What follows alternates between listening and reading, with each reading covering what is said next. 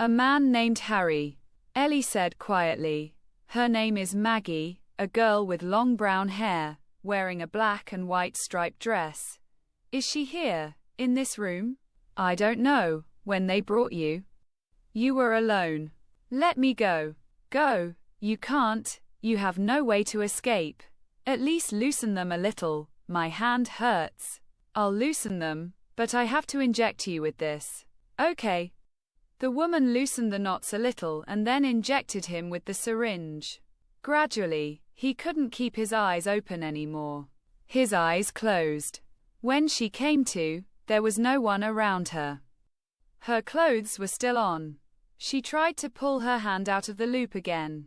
She should have done what she had seen in the movies, grabbed her thumb with her other hand.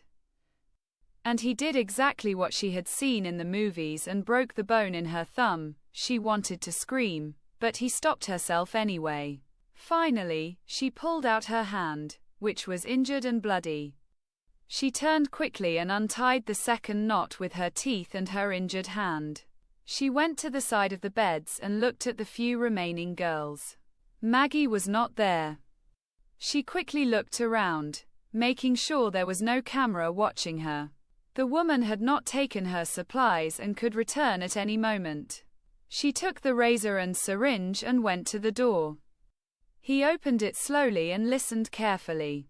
There was no sound. She left the room. She had to find a place to hide where they could not find her. On her left was a staircase that went up. On the right and next to the stairs was a corridor with several rooms. On the right were two corridors. She couldn't stay there for long. She had to make a decision. She remembered the person who was taking care of the children again. An open door caught her attention. She ran towards it, opened it slowly. The room was empty, and it had a window. Hearing a sound, she quickly went inside and closed and locked the door, ran towards the window. She opened it and looked out. She was on the second floor. The wall of the building had narrow edges. The sound was getting closer every moment.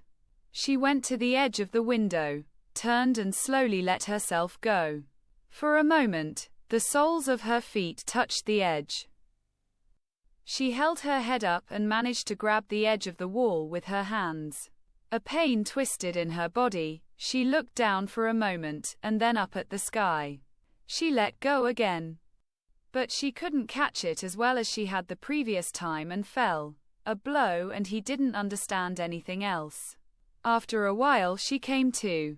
She remembered that he fell. A smell filled her nose. She felt nauseous. She tried to get up. She had fallen into a large city garbage can with an open door. God had saved him with it. Her whole body ached. He lost his thumb again. She could see the street and the cars. Where was this? She heard screams above her. They understood. She quickly got out of the garbage can and started running. He heard a voice saying, "You slut. I'll catch you. Your sister is with us." But Eli was running fast and sobbing and kept saying, "Maggie, I'm sorry. Forgive me. God, forgive me." Several men were running after her. She jumped into the middle of the street. The sound of car horns and brakes, and then screams and curses. Eli ran without paying attention. Several cars and armed men were standing next to a building. A man was getting out and walking towards the cars. She ran towards her with all her speed and strength, escaping from the mouth of a wolf to be in the mouth of another predator. She shouted, "Help me, please. They kidnapped me. They want to take me and turn me into a Lolita. I don't want to be a doll. Please." She wiped his eyes with her hand, but immediately, her eyes filled with tears. The men were getting closer to him every moment. Eli, this time weaker than before, said, "Please, save me." The man got out of the car.